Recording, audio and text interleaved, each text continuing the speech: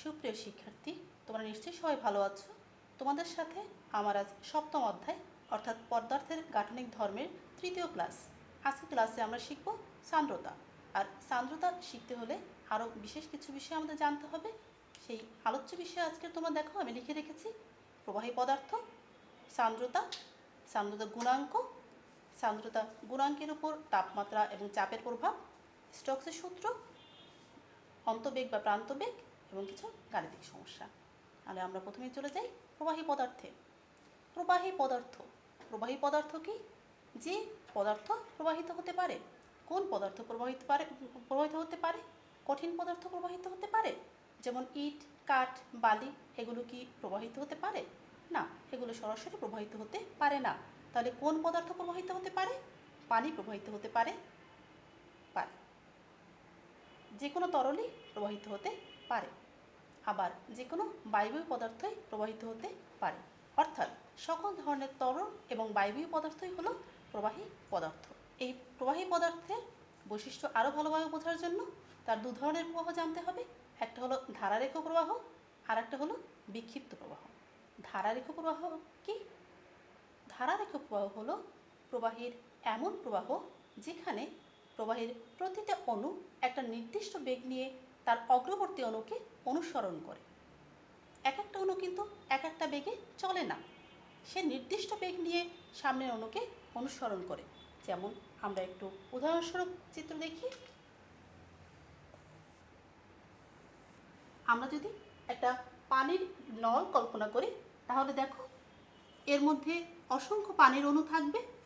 সেই পানির অণুগুলো সামনের দিকে আমরা মনে করলাম গতিশীল।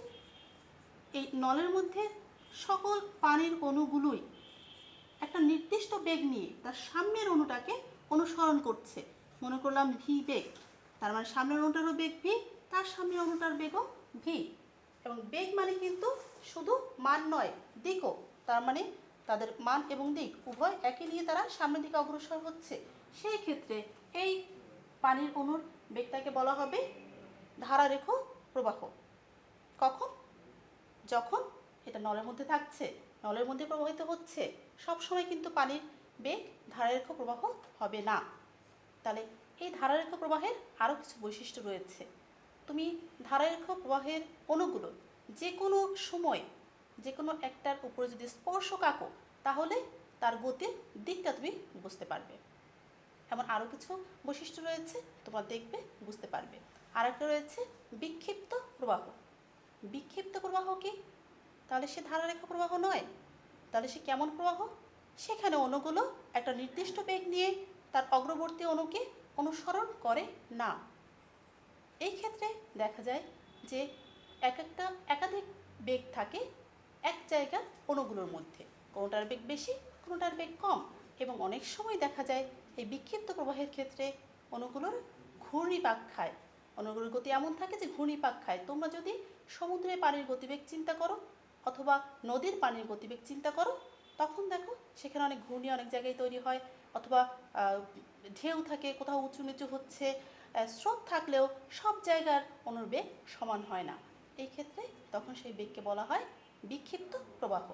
এই ধারারেখ এবং বিক্ষিপ্ত প্রবাহ কোনটা কখন হবে তার জন্য একটা আমরা সংজ্ঞা শিখতে পারি। এটা হলো সংকট বেগ। সংকট বেগ হলো সেই বেগ যে বেগের থেকে বেশি বেগ যদি আমার প্রবাহী প্রাপ্ত হয়, তাহলে সেই বেগ আর তখন ধারারেখ প্রবাহ থাকে না, তখন সেটা বিক্ষিপ্ত প্রবাহ হয়ে যায়। এছাড়াও বিক্ষিপ্ত প্রবাহ হবে নাকি ধারারেখ প্রবাহ হবে, তার জন্য একটা ধ্রুবক আবিষ্কার করেছেন বিজ্ঞানের নাম অনুসারে। সেই ধ্রুবককে বলা হয় রেলন্ডের ধ্রুবক। এবং সেই ধ্রুবকের মানটা তোমরা দেখো আমি লিখে রেখেছি। সেই ধ্রুবকের মানটা তোমরা দেখো আমি লিখে রেখেছি এখানে। আর যদি হয় 2000 থেকে কম, তাহলে এটা হবে ধারারেখ প্রবাহ। আর যদি হয় 2000-3000-এর মধ্যে, তাহলে এটা কখনো ধারারেখও হতে পারে, কখনো বিক্ষিপ্ত হতে পারে। আর যদি হয় 3000-এর বেশি, তাহলে এটা অবশ্যই বিক্ষিপ্ত প্রবাহ হবে। তাহলে আমরা মোটামুটি ধারারেখ এবং বিক্ষিপ্ত প্রবাহ শিখলাম। এরপর আমরা সামনে আগাই। দেখো রয়েছে আমাদের সান্দ্রতা। সান্দ্রতা বোঝার আগে তোমরা একটু চিন্তা করো, বর্ষার দিনে যখন পানি বয়ে যায় আমাদের মাঠে ঘাটে অথবা বাড়ির সামনে অথবা তোমাদের স্কুলে, তখন তোমরা অনেকেই কাগজ দিয়ে ছোট ছোট নৌকা তৈরি করে সেই পানিতে ছেড়েছ এবং সেই নৌকা গতিশীল হয়েছে। হয়েছে তো? হ্যাঁ, হয়েছে। তাহলে তোমরা সেই নৌকার কথা একটু চিন্তা করো। যখন সেই পানির প্রবাহটার মাঝামাঝি জায়গায় তুমি নৌকাটাকে ছেড়েছ, নৌকাটা খুব সাবলীলভাবে সামনে এগিয়ে গিয়েছে। কিন্তু যদি কখনো সেই মাঝামাঝি অবস্থান বাদ দিয়ে সে কোনো এক পাশে সরে গিয়েছে যেখানে পানি আর তীর কাছাকাছি, তখন কিন্তু সে আর অত সাবলীলভাবে আগাতে পারেনি, পাশে বেজে গিয়েছে, তখন সে থেমে গিয়েছে। কেন হয়েছে এটা? তোমরা যদি খেয়াল করো, নদী খাল বিল, বাংলাদেশ নদীমাতৃক দেশ, তোমরা সবাই নদী খাল বিলের সাথে পরিচিত। খাল বিল নদীর তীরের কাছাকাছি দেখবা অনেক কচুরিপানা বা এই জাতীয় গাছপালা আটকে আছে তীরের কাছাকাছি। আচ্ছা, মাঝামাঝি জায়গায় আটকে নেই কেন? তীরের কাছাকাছি আটকে আছে কেন? মাঝে আটকে থাকতো, তীরের সমস্যা কি, আর মাঝেই বা কেন নেই? নিশ্চয়ই কোনো কারণ আছে। তাহলে আমরা সান্দ্রতায় যাই, তাহলে আমরা এটা আরও ভালোভাবে বুঝতে পারবো। তাহলে সান্দ্রতা তোমরা দেখো, আমি সংজ্ঞাটাই লিখে রেখেছি। সান্দ্রতা হলো প্রবাহী পদার্থের একটা ধর্ম, এমন একটা ধর্ম তার জন্য প্রবাহী পদার্থ তার দুটি স্তরের মধ্যে আপেক্ষিক বেগকে বাধা দান করে। এটা তার দুটি স্তরের আপেক্ষিক বেগকে বাধা দান করে, সেই ধর্মকে বলা হয় সান্দ্রতা। মনে রাখবে, এটা কিন্তু প্রবাহী পদার্থের একটা ধর্ম। তাহলে সেই সান্দ্রতা যদি এরকম কি বললাম আমরা, যে দুটি স্তরের আপেক্ষিক বেগকে বাধা দান করে, তার মানে সেই তোমরা যে নৌকা ছেড়েছিলে সেই পানির প্রবাহ অথবা নদী খাল বিল এইসব জায়গার কথা যদি চিন্তা করো, তাহলে তোমার ঠিক তীরের কাছাকাছি তোমার প্রবাহী অর্থাৎ সেখানে পানি, সেই পানির যে স্তরটা রয়েছে সেই স্তরটার বেগ থাকে সর্বনিম্ন, এবং তীরের স্পর্শ করে যে তলটা থাকে তরলের, সেটার বেগ থাকে শূন্য। এবং সেখান থেকে যত তুমি নদীর মাঝামাঝি অথবা খালের মাঝামাঝি অথবা পানির প্রবাহের মাঝামাঝি যেতে থাকবা, তখন তার বেগ, ওই তরলের প্রতি স্তরের বেগ যত তুমি ওই তীর থেকে দূরে আগাবে, তখন তার বেগ তত কমতে থাকবে এবং বাড়তে থাকবে, এবং বাড়তে বাড়তে মাঝামাঝি অবস্থায় গিয়ে দেখা যাবে বেগ সর্বোচ্চ। কেন? প্রতিটা স্তর তার পাশের স্তরকে গতিশীল হতে বাধা দিচ্ছে। এই বাধা দিতে দিতে তীরে কিন্তু তার বেগ হয়ে যাচ্ছে শূন্য। তুমি একটা নৌকা নাও, কাগজের নৌকা নাও, বাতাসে তুমি ঘুরাও, খুব সহজেই তো ঘোরাতে পারছো। নৌকা একটা হালকা জিনিস, কাগজের জিনিস, তুমি পানির উপর দিয়ে টানো, কত সহজে, কিন্তু তুমি চালাতে পারছো না। একটুখানি তোমার মনে হচ্ছে যে পানিতে লাগার সাথে সাথে একটু বাধা পাচ্ছি আমি। কেন? কারণ পানির স্তর বাধা দিচ্ছে, তোমার গতিশীল হতে বাধা দিচ্ছে। যে ধর্মের কারণে এটা হচ্ছে, সেই ধর্মটা হলো সান্দ্রতা। আর সান্দ্রতা সম্পর্কিত একটা সংজ্ঞা হলো সান্দ্র বল। তাহলে সান্দ্র বল কি? প্রবাহী পদার্থের দুটি স্তরের আপেক্ষিক বেগকে বাধা দেওয়ার জন্য তলের স্পর্শক বরাবর যে পরিমাণ বাধাদানকারী বল উৎপন্ন হয় তাকে বলা হয় সান্দ্র বল, এবং একে আমরা সাধারণত এফ দিয়ে প্রকাশ করি। তাহলে আমরা সান্দ্রতা শিখলাম, সান্দ্র বল শিখলাম। এই সান্দ্রতা কিন্তু কঠিন পদার্থের ঘর্ষণের মতোই একটা জিনিস। কঠিন পদার্থ আমরা একটা আরেকটার উপর দিয়ে টেনে নিয়ে যেতে গেলে যেমন আমরা বাধা পাই, তরল পদার্থের বেলায়ও একটা স্তর থেকে আরেকটার উপর স্তর গতিশীল হতে বাধা পায়। তার এটা হলো সান্দ্রতা এবং ঘর্ষণের মধ্যকার মিল। এদের মধ্যে অনেক পার্থক্য রয়েছে, আমি পার্থক্যগুলো লিখে রেখেছি, আমি কয়েকটা তোমাদের বলছি। একটা হলো সান্দ্রতা, এই যে সান্দ্র বল, এই সান্দ্র বলটা নির্ভর করে যে বস্তুটা গতিশীল হবে তার ব্যাসার্ধ, তার বেগ এবং মাধ্যমদ্বয়ের দূরত্ব। আমার প্রবাহী পদার্থের মাধ্যমদ্বয়ের দূরত্ব এবং কোন মাধ্যমের প্রবাহী পদার্থের মধ্য দিয়ে প্রবাহিত হচ্ছে তার উপরে। ঘর্ষণ বল কিন্তু এগুলোর উপরে নির্ভর করে না। এবং স্থির অবস্থায় আমার কিন্তু কোনো সান্দ্র বল ক্রিয়া করছে না। যখন তুমি গতিশীল হওয়া শুরু করবে তরলের কোনো স্তর থেকে, অথবা তরলের কোনো স্তর গতিশীল হওয়া শুরু করবে, তখনই সান্দ্র বল কাজ করবে, তা আগে পর্যন্ত নয়। কিন্তু ঘর্ষণ বল কিন্তু স্থির অবস্থায় ক্রিয়া করে, যাকে বলা হয় স্থিত ঘর্ষণ। তোমরা এটা পূর্বে শিখেছ। এছাড়াও আর একটা জিনিস চিন্তা করো, ঘর্ষণের বেলায় চিন্তা করো, অবিলম্ব প্রতিক্রিয়া একটা ব্যাপার ছিল। সে অবিলম্ব প্রতিক্রিয়ার উপরে ঘর্ষণ বল কিন্তু নির্ভরশীল ছিল না, অথচ চাপের উপরে কিন্তু সান্দ্রতা নির্ভরশীল। ঠিক আছে, তোমরা আরও একটু দেখে নেবে ভালোভাবে। সামনে আগাই। সান্দ্রতা সহগ, সান্দ্রতা গুণাঙ্ক বা সান্দ্রতাঙ্ক, যে নামই আমরা চিনি না কেন একই জিনিস। তাহলে সান্দ্রতা গুণাঙ্ক, এই সান্দ্রতা গুণাঙ্ককে শিখতে হলে প্রথমেই আমাদের সান্দ্রতা সম্পর্কিত নিউটনের সূত্র শিখতে হবে, নিউটনের সূত্রটা জানতে হবে। সেই নিউটনের সূত্রটা আমি তোমাদের লিখে রেখেছি, তোমরা দেখো লেখার কী রয়েছে। নির্দিষ্ট তাপমাত্রায় সান্দ্র বল প্রবাহীর স্তরদ্বয়ের ক্ষেত্রফল এবং তাদের মধ্যবর্তী বেগ অবক্রমের সমানুপাতিক। ক্ষেত্রফল এবং বেগ অবক্রমের সমানুপাতিক। আমরা একটু ব্ল্যাকবোর্ডে যাই।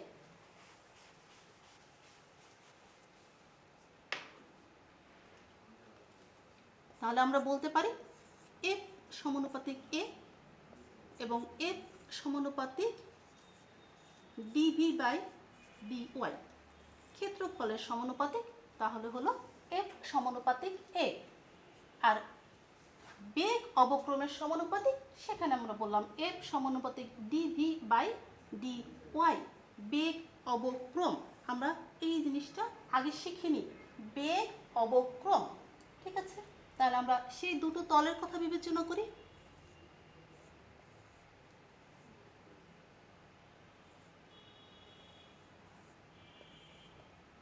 এই দুটো তলের মধ্যবর্তী দূরত্ব হলো ডিওয়াই এবং এই নিচের তলের বেগ হলো ভি, উপরের তলের বেগ হলো ভি প্লাস ডিভি এবং এই তলের ক্ষেত্রফল হলো গিয়ে এ।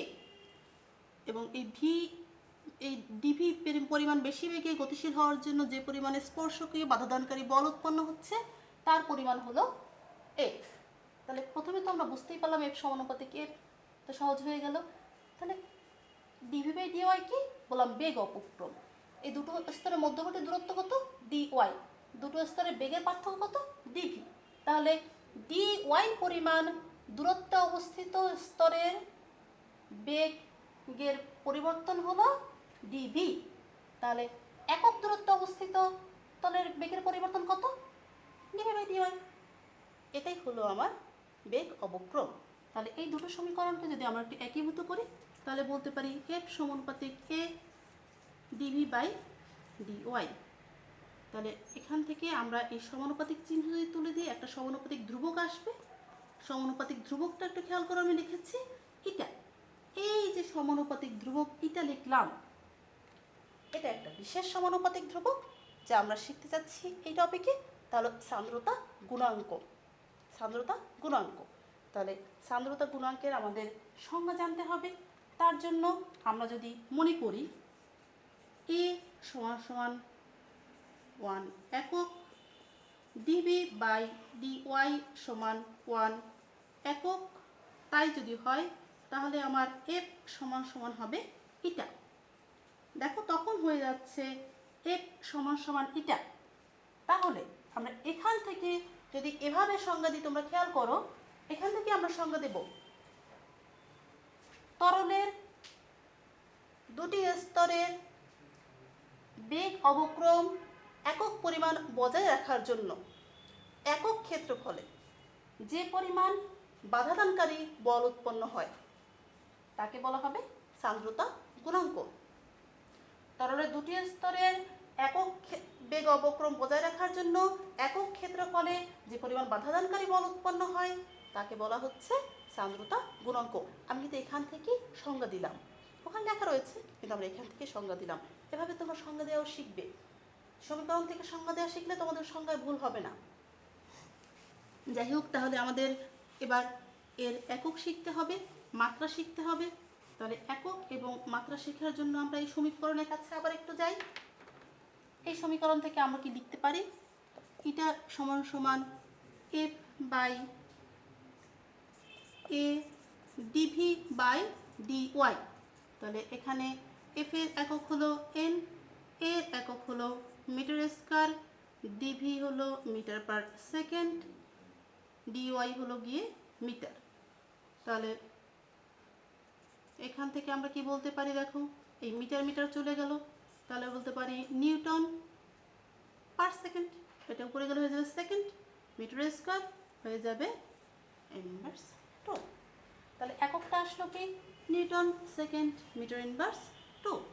এবং তোমরা যদি মাত্রার একইভাবে তোমরা ক্যালকুলেশন করো, আমি এককটা ক্যালকুলেশন করে দেখালাম, তাহলে তোমরা দেখবে এর মাত্রা আসবে M L inverse T inverse, এটা আসবে। তোমরা আমি লিখে দিয়েছি, তোমরা একটু খেয়াল করবে।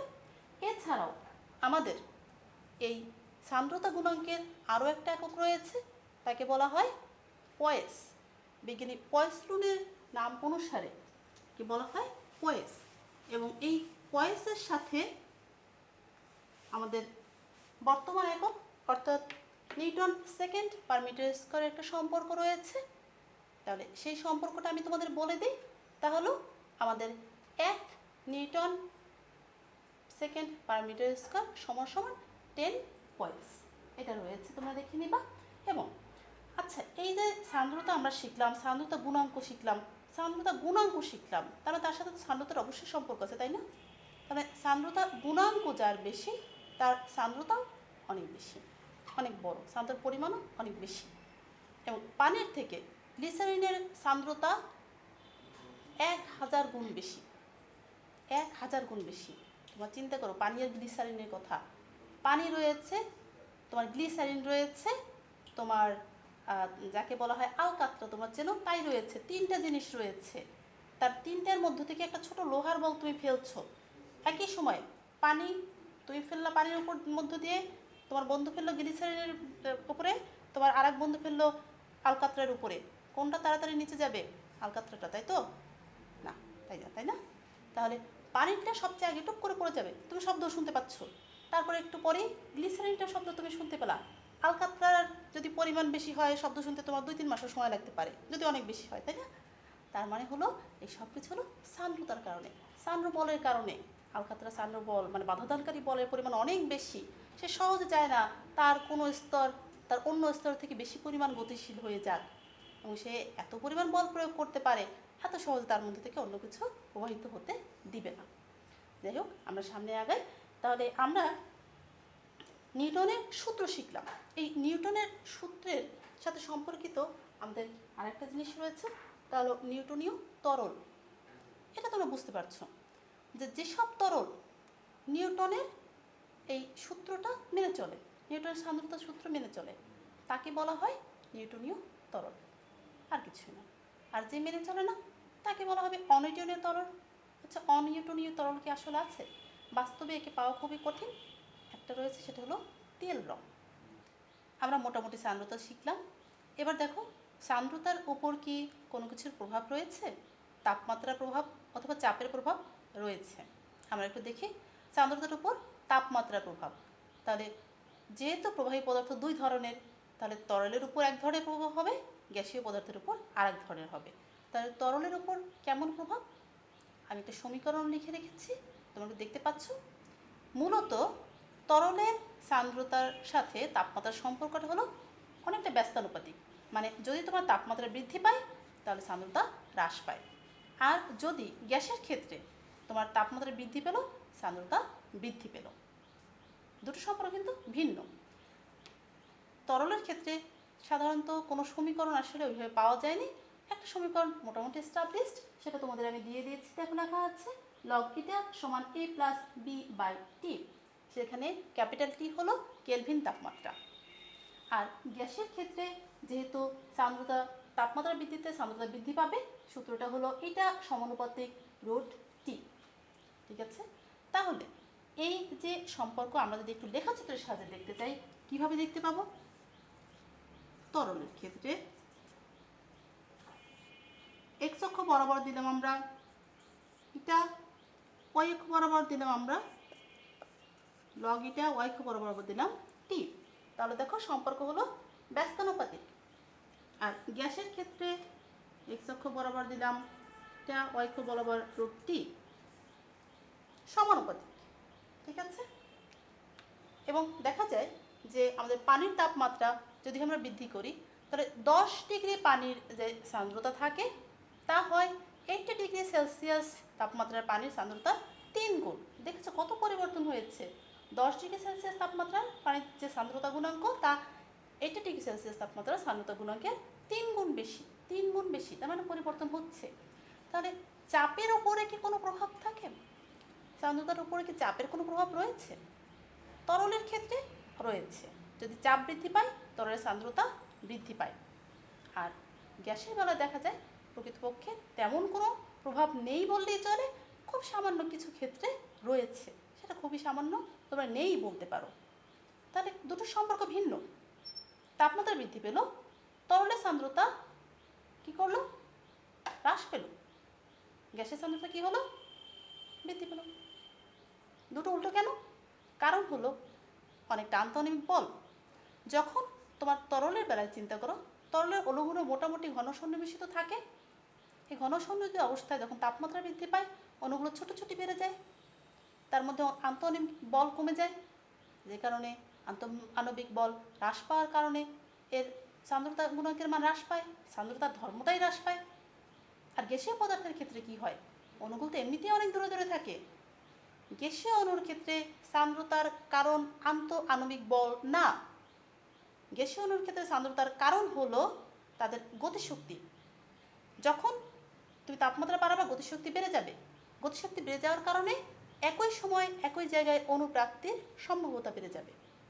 আর সেই কারণে তখন তাদের সান্দ্রতা বৃদ্ধি পায়। তাহলে আমরা মোটামুটি প্রভাব দুটো দেখলাম। এবার তোমরা একটু তোমাদের বাস্তব জীবনের কথা চিন্তা করো। আচ্ছা, মাছ তোমরা সবাই চেনো তাই না? মাছের শরীরের গঠনটা কীরকম একটু দেখো তো, আমি যেমন আঁকি তেমন কিনা।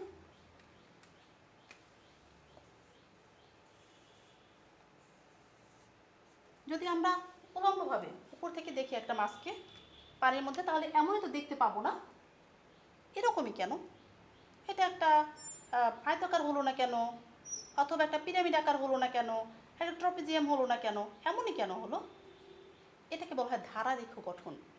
এই ধারারেখ গঠনের কারণে দেখা যায় প্রবাহী পদার্থের মধ্য থেকে বস্তুর চলাচলটা অনেক সহজ হয়, এজন্য এই গঠন।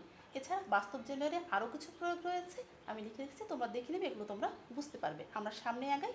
আমাদের রয়েছে স্টোকসের সূত্র। এটা খুবই গুরুত্বপূর্ণ সূত্র।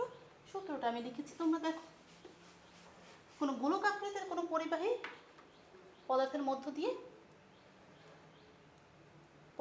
দিয়ে যদি প্রবাহিত হয়, তাহলে ওই গোলককে যে পরিমাণ বলে বাধা দেবে প্রবাহী, সেই বলের পরিমাণ হবে ওই গোলকের ব্যাসার্ধের সমানুপাতিক, তার বেগের সমানুপাতিক এবং ওই পরিবাহীর সান্দ্রতা গুণাঙ্কের সমানুপাতিক। তিনটার সমানুপাতিক। কার কার সমানুপাতিক? যে বলে বাধা দিচ্ছে সেই বল ওই বস্তুর ব্যাসার্ধের সমানুপাতিক, বস্তুর বেগের সমানুপাতিক এবং প্রবাহী পদার্থের সান্দ্রতা গুণাঙ্কের সমানুপাতিক। একীভূত করলে আমরা পাই আর ইটা ভি, এবং এই সমীকরণকে উঠে নিলে এখানে একটা সমানুপাতিক ধ্রুবক আসে, তার মান হলো 6 পাই ইটা আর ভি। সমীকরণটা আমি লিখে রেখেছি, এটা তোমরা রাখবে। এটা এই সমীকরণ তোমাদের কাজে লাগবে। এটা দিয়ে তোমরা পরবর্তীতে অনেক গাণিতিক সমস্যাও সমাধান করতে পারবে। এরপরে রয়েছে আমাদের অন্তবেগ বা প্রান্তবেগ। অন্তবেগ শেষ বেগ, প্রান্তবেগ শেষ বেগ। কেমন শেষ বেগ? আচ্ছা, তোমরা চিন্তা করো তো, বৃষ্টির পানি কত উপর থেকে আমাদের মাথার উপরে পড়ে। যেহেতু অভিকর্ষজ বল ক্রিয়া করছে, তার মানে ওই বৃষ্টির ফোঁটার বেগ প্রতি সেকেন্ডে 9.8 মিটার পার সেকেন্ড করে বৃদ্ধি পাওয়ার কথা। তাহলে অত বেগে যদি বৃদ্ধি পেত এবং অত বেগে বৃদ্ধি পেলে ভূপৃষ্ঠে পৌঁছাতে তার বেগ কত বেশি পরিমাণ হতো, সেই বেগে যদি তোমার আমার গায়েই পড়তে পারতো, তাহলে কি ঘটনাই না ঘটে যেত। না, তেমন ঘটনা ঘটে না। বৃষ্টির পানি দেখা যায় যে পৃথিবীতে ভূপৃষ্ঠে পড়তে পড়তে একটা ন্যূনতম বেগ নিয়ে পড়ে। কেন? সেটাই হলো অন্তবেগ বা প্রান্তবেগ। তাহলে আমরা যদি এভাবে চিন্তা করি যে যখন কোনো বস্তু প্রবাহের মধ্য দিয়ে অভিকর্ষ বলের প্রভাবে মুক্তভাবে পতিত হতে থাকে, তখন বস্তুর বেগ, বস্তুর ত্বরণের কারণে তার বেগ প্রথমে বৃদ্ধি পেতে থাকে এবং বেগ বৃদ্ধির সাথে সাথে, একটু আগে আমরা স্টোকসের সূত্র শিখেছি, সেই বেগ বৃদ্ধির সাথে সাথে দেখা যায় তার বাধাদানকারী বলের পরিমাণও বৃদ্ধি পেতে থাকে। বেগ বৃদ্ধি পাচ্ছে, বাধাদানকারী বল বৃদ্ধি পাচ্ছে, বেগ বৃদ্ধি পাচ্ছে, বাধাদানকারী বল বৃদ্ধি পাচ্ছে। এভাবে এক পর্যায়ে দেখা যায় যে আর ওই বাধাদানকারী বল বাড়তে বাড়তে এত পরিমাণ বেড়ে যায় যে বেগ আর বাড়তে পারে না। তখন সেই বেগ নিয়ে, যে সময় আর বেগ বাড়তে পারছে না, ওই বেগটা নিয়েই তখন বস্তু কী করে, ভূপৃষ্ঠে পতিত হয়। সেই বেগটাকে বলা হয় অন্তবেগ বা প্রান্তবেগ। আমি তোমাদের একটা চিত্র লিখে রেখেছি, দেখো আমাদের একটা বস্তু পতিত হচ্ছে, যে হলো গিয়ে যার ওজন ডাব্লিউ, যা ওজন ডাব্লিউ নিচের দিকে ক্রিয়া করছে এবং সে ভি বেগে পতিত হচ্ছে এবং তার উপরে দুটো বল বাধা দিচ্ছে। একটা আমরা শিখেছি চান্দ্র বল, বাধাদানকারী বল এ, আর একটা হলো প্লবতা। প্লবতা তোমরা আগে শিখেছ। এরপরে দেখো এই যে গোলকটা পতিত হচ্ছে তার ভর হলো এম, ব্যাসার্ধ হলো আর, ঘনত্ব হলো রো এস, এবং প্রবাহী পদার্থ যার মধ্য দিয়ে পতিত হচ্ছে তার সান্দ্রতাঙ্ক হলো ইটা এবং ঘনত্ব হলো রো এফ। তাই যদি হয় একটা সমীকরণ হয়তো আমরা স্টাবলিশ করতে পারি। সেই সমীকরণটা কি হতে পারে? আচ্ছা, সমীকরণ আমরা তো পাবো বা লিখেছি, কিন্তু একটু চিন্তা করো, আমরা এখান থেকে কি এটা বলতে পারি যে আমাদের ডাব্লিউ সমান সমান এফ প্লাস ইউ, অন্তবেগ বা প্রান্তবেগ এই বেগে যেহেতু পতিত হচ্ছে, তার মানে তখন যে তার ওজন, তার যে ওজন নিয়ে সে পড়ছে এবং যে বেগে সে বাধা পাচ্ছে, যে বলে সে বাধা পাচ্ছে, যে ওজন নিয়ে পড়ছে, যে বলে সে বাধা পাচ্ছে, দুটো সমষ্টি হবে সমান, অবশ্যই সমান হবে। তাহলে এটা আমরা বলতে পারি। এই দুটোর মান যদি, এই তিনটে জিনিসেরই আমরা যদি মান বসাই, তাহলে দেখা যায় যে আমরা যে সমীকরণটা আমি লিখেও রেখেছি, তারপর আমি লিখছি, প্রান্তবেগের সমীকরণ আসে 2r² rho S minus rho F g by 9 eta. আর এই ক্ষেত্রে আমাদের দেখা যায় যে এটা হলো এফ মানে ফ্লুইড, প্রবাহী। আমরা ধরেই নিচ্ছি প্রবাহী হলো গিয়ে বস্তুর থেকে হালকা। যদি এমন হয় যে প্রবাহী বস্তুর থেকে ঘন, এমন যদি হয়, তাহলে আমাদের তখন সমীকরণটা হবে 2r² rho F minus rho S F minus S g by 9 eta. পাল্টে যাবে শুধু অবস্থানটা। আর যদি এমন হয় যেমন পানির ক্ষেত্রে পানির বুদবুদ উঠছে, তাহলে পানির তুলনায় ওই বুদবুদের ঘনত্ব খুবই কম, এই জন্য তখন সমীকরণ হবে 2r² rho F g by 9 eta. এই সমীকরণ তোমরা রাখবে, এগুলো তোমাদের কাজে লাগবে। তাহলে অন্তবেগ বা প্রান্তবেগ আমরা মোটামুটি শিখলাম। তোমাদের এরপরে দেখো আমি দুটো গাণিতিক সমস্যা লিখে রেখেছি, খুবই সহজ। তোমাদের আমি সমীকরণ লিখে দিয়েছি, এগুলো তো মান বসালে এরকম অঙ্কগুলো হয়ে যাবে, এগুলো আর কষ্ট করে আমরা এখানে না দেখি। তাহলে ঠিক আছে শিক্ষার্থীরা, ধন্যবাদ। তোমাদের সাথে আবার পরবর্তী ক্লাসে আমাদের দেখা হবে।